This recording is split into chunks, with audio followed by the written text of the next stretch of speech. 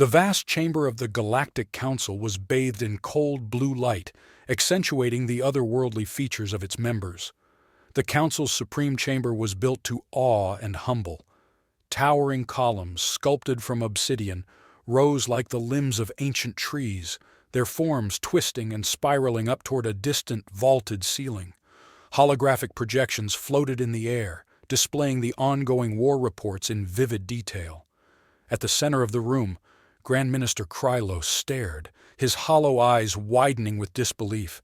His sharp, chitinous skin shimmered faintly under the chamber's illumination. The Raskar, a warrior race known for their resilience, were being obliterated in the reports. Flanking him were other members of the Council, each representing some of the galaxy's most fearsome species, but none appeared to have an answer. The vast, red-tinged battle map before them displayed the most recent developments in the ongoing human conflict. "They're banned?" Krylos's voice echoed in the chamber, dripping with incredulity. His gaze turned toward General Vial, a representative of the Utali, a reptilian race with a long history of militaristic dominance. Vial's scales seemed to flicker under the lights, showing his discomfort. He hesitated for a moment before confirming the terrifying truth. "Yes, humanity was banned from warfare ages ago, and now we understand why." The room buzzed with disbelief. To most, humans were a fringe species, barely capable of sustaining their own fragile existence. Small, unpredictable, and chaotic, they had been dismissed as a threat. But now, watching the screen, it was undeniable. The combined might of the Raskar and Utali fleets had been met with something far worse than they had ever anticipated. "Impossible," Krylos whispered, shaking his head. "We were told they were primitive." General Vial's yellow eyes darted toward Krylos. "Primitive, yes, but when humans fight, they unleash something the rest of us cannot comprehend. It is not survival that drives them. It's something darker." A projection zoomed in on one of the battlefields. A small squad of human soldiers had outmaneuvered an entire Raskar battalion. Their movements were fluid, precise, and their traps were methodical, almost joyful. Krylos felt his carapace tighten in horror as he observed them. The humans weren't just winning. They were thriving in the chaos of the battle. They relished it. "They enjoy it," another council member murmured, his tentacle-like appendages shaking. He was from a species that thrived on diplomacy and peace, and this scene of carnage seemed too far removed from any logical form of conflict. Krylos glanced at the advisor who had spoken, an ancient member of the council, Shilar of the Kalu.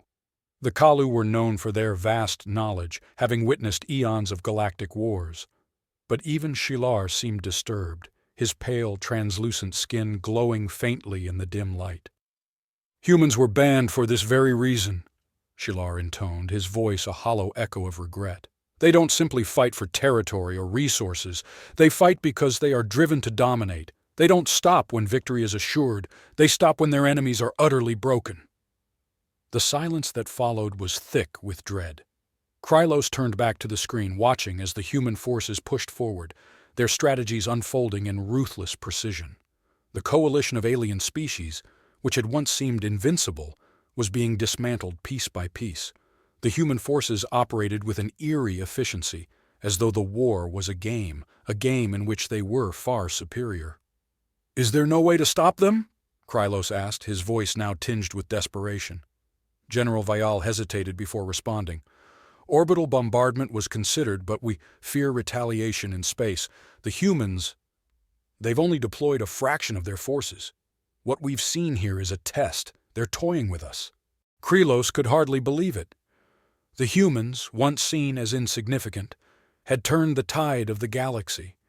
They had been underestimated at every turn, their potential for destruction ignored.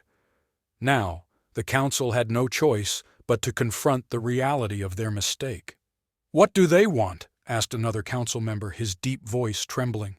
"To reshape the galaxy," Shilar replied darkly. "On their terms, we either adapt or face annihilation." As the humans continued their relentless advance, Krylos realized that the balance of power in the galaxy had shifted. The Council had no idea how to respond. The humans had become the dominant force, and nothing would ever be the same. The room fell into a heavy silence as the council faced a terrifying truth. They had underestimated humanity. Now they were paying the price, and it was a price none of them could afford. This sets up the tension and fear of the Galactic Council as they begin to understand the true nature of humanity's potential. More chapters can delve deeper into the war strategies, the Council's attempts to counter the humans, and the eventual showdown. Here's the continuation of the story with Chapter 2. The Galactic Council's chamber had never felt so cold. Silence filled the vast room as the council members processed the terrifying revelation. Yet the war raged on, and the humans were advancing. Krylos paced the floor, his elongated fingers tapping rhythmically on the metal surface, his mind racing for answers. The once supreme power of the galaxy was crumbling before his eyes, and the cause was an enemy they had foolishly ignored. Suddenly, the silence was broken by the soft, mechanical hum of the Council's communication system. A hologram of a commander from the outer defense grid flickered into life before the Council. His face was drawn, his mandibles clicking in distress as his eyes darted nervously. "Grand Minister Krylos!" the commander began, his voice laced with panic. "The humans! They've breached our defenses! They're inside our network!"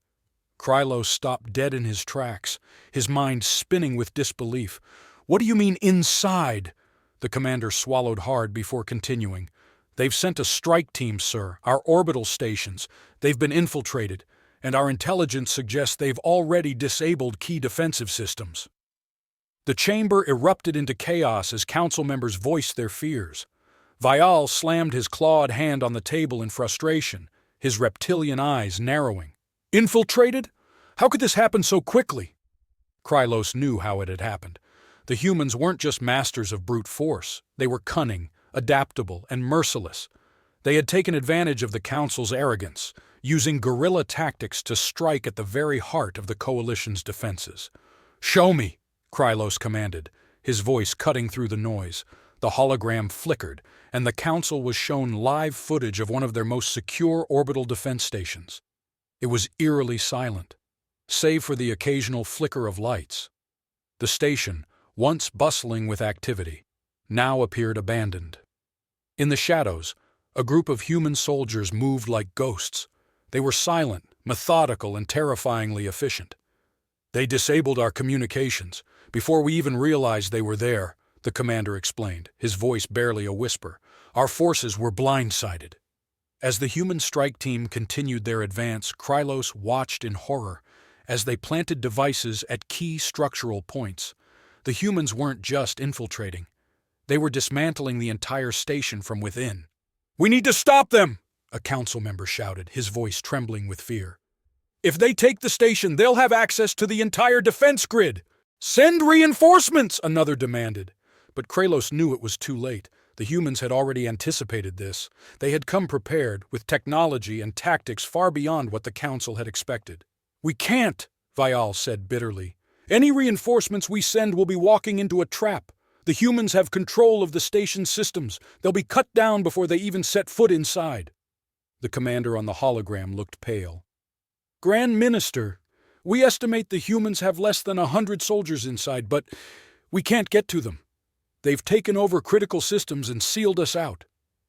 Krylos felt a deep sinking feeling in his chest. 100 humans were enough to cripple the station, and from there the entire network. Their species had a terrifying knack for turning the tide in their favor, even when the odds were against them. "They're testing us," Shylar, the ancient advisor, said quietly, his voice grim. "They could have sent more, but they didn't. They want us to see just how easily they can tear down our defenses." Krylos turned to Shylar, his eyes narrowing. "What are you suggesting?" Shylar hesitated for a moment, his pale skin pulsing faintly. "The humans have a reason for everything they do. Their actions are strategic. They could have annihilated the station from orbit, but they chose to infiltrate. Why?" The room fell silent again as the council members considered Shylar's words. Why would the humans risk sending a small strike team when they could have obliterated the station in one decisive strike? "They're sending a message," Krylos muttered, realization dawning on him. "They want us to know that nowhere is safe. They can reach us, wherever we are." Vial's face contorted with frustration. So what do we do? Do we just let them dismantle our entire defense grid? Krylos clenched his fists, his mind racing. There had to be a way to counter the humans, to stop their advance before it was too late. But every strategy he considered seemed to fall apart in the face of their adaptability and ferocity. They want us to retaliate, Gilar continued, his voice growing softer. They're daring us to make a move, to escalate, but if we do, we'll be playing right into their hands. Krylos knew the truth in those words. The humans had carefully orchestrated this situation, and any rash action could lead to their downfall. But doing nothing was not an option either. We need to outthink them, Krylos said finally, turning to the council. We need to find a way to fight them on our terms, not theirs. But how? A council member asked, exasperation clear in his voice. Krylos stared at the hologram of the human strike team, their movements calm and calculated. They were already inside, already preparing to dismantle everything the council had built. But perhaps, just perhaps, there was a way to use their own strategy against them. I have an idea, Krylos said, his voice steadying. But it's risky. We need to lure them into a trap of our own. Vial's eyes gleamed with interest. A trap? Against humans? Krylos nodded. They think they have the upper hand because they're inside our station. But what if we let them believe they've won, only to spring a counterattack at the last moment? The council members exchanged uncertain glances, but Krylos was resolute. The humans had underestimated them before. Now it was time to turn the tables. Prepare the bait, Krylos ordered. We're going to make them regret underestimating the Galactic Council. The council chamber was abuzz with tense murmurs as Krylos's plan began to take shape. Every species in the room knew what was at stake. Failure meant the collapse of their defense network, and with it, the surrender of the galaxy to human dominance. The weight of the impending conflict hung heavy in the air. Krylos stood at the center of the room, flanked by his military advisors and strategists. His mind raced through the possibilities, the calculations, the risks. If they were going to outsmart the humans, they would need to be cunning, more cunning than they had ever been before. Vial, the Utali general, leaned over the holographic table, his yellow eyes glowing with determination. So, what exactly is the plan, Grand Minister? How do we outmaneuver a species that thrives in chaos? Krylos took a deep breath, steeling himself. We let them walk into a false victory. Humans are used to fighting against the odds, overcoming superior forces. We will give them the illusion that they've succeeded, draw them deeper into our territory, allow them to overreach. The hologram of the station flickered as Krylos gestured to several key areas on the display. Our orbital station is already compromised. They're dismantling it from the inside as we speak, but they haven't touched the core systems yet. If we make it seem as though we've abandoned the station, the humans will assume complete control and lower their guard. Shilar, the ancient Kalu advisor, watched closely, his translucent skin glowing faintly. You're suggesting we give them the station? Risky, but it could work. Krylos nodded. Yes, we leave behind a skeleton crew, just enough to maintain the appearance of defense, but we make sure the humans believe we've retreated. Then when they're deep inside, we trigger the trap. Vial's claws scraped against the edge of the table. And what exactly is this trap? Krylos smiled grimly. We turn the station into a weapon, a controlled collapse of the core reactor. The humans won't have time to escape. The chamber fell silent for a moment as the council members absorbed the plan. It was audacious, dangerous, and unlike anything they had attempted before. But it was their best shot at turning the tide of the war. That's madness, one of the council members protested, his eyes wide with fear. If the station collapses, the blast radius will cripple our fleet in the sector. We'll lose more than we gain. We don't have another option, Krylos replied, his voice firm. If we don't stop the humans here, they'll push further into our territory. We have to take the risk. Vial, ever the pragmatist, tilted his head. How do we ensure they take the bait? We know they are studying our tactics, anticipating our moves, Krylos answered. So we give them what they expect, fear. We retreat, make it look as if we're crumbling under their assault. Once they've taken the station and established control, they'll relax their guard. Shilar's eyes narrowed. And when do we trigger the core? Krylos glanced at the hologram again, his expression dark. At the moment when they've secured the command center, that's when we strike. General Vial's scaled lips curled into a predatory grin. And we obliterate them from within. It's poetic, in a way. The council members exchanged glances. They were afraid, terrified even, but they knew Krylos was right. There was no room for hesitation. If they didn't act now, the humans would only grow stronger, more emboldened. "Do we have any volunteers for the skeleton crew?" Krylos asked, his voice cutting through the tense. Silence. Several figures hesitated, their expressions somber. Serving as the bait meant near certain death. Those who remained aboard the station would be tasked with maintaining the charade, delaying the humans long enough to set the trap. Finally, a tall, slender figure stepped forward. His name was Karen, a member of the Zillaran race, known for their agility and intelligence. His dark eyes gleamed with resolve. "I'll lead the team." Krylos nodded solemnly. "You understand the risks?" Karen's thin lips curved into a grim smile. "I do, but we've all underestimated the humans. It's time to show them that we can adapt, too." The room was filled with an uneasy silence, the weight of the moment pressing down on all of them. Krylos gave a final nod of approval, his voice filled with determination. "Then let's prepare. We only have one shot at this." Hours later, aboard the compromised orbital station, Karen and his skeleton crew were in position. The lights flickered sporadically as the human strike team continued to sweep through the station, dismantling key systems as they moved deeper into the core. Karen watched the surveillance feeds, his heart pounding in his chest. He could see the humans, just a few dozen of them, methodically tearing through the station's defenses. Their movements were unnervingly calm, almost leisurely. It was as if they were savoring their victory, certain that nothing could stop them now. "Are the charges set?" Karen asked quietly, his voice barely above a whisper. A technician nodded, his hands shaking as he finished wiring the control panel. "Everything's ready. We just need the signal from Krylos." Karen nodded, his eyes never leaving the screen. He watched as the humans approached the command center, their leader, a tall, armored figure, gesturing to his team. They were moments away from taking full control. "Steady," Karen murmured to his crew. "Just a little longer." Suddenly, the station's communication console crackled to life. It was Krylos. "Karen, it's time." Karen felt his heart race, but he forced himself to remain calm. He pressed a series of buttons on the control panel in front of him, his fingers moving with precise determination. The station's core reactor, hidden deep within the bowels of the structure, began its catastrophic countdown. "Core collapse initiated," Karen announced, his voice eerily steady. On the screen, the humans remained unaware of the impending doom. They continued to secure the command center, oblivious to the trap they had walked into.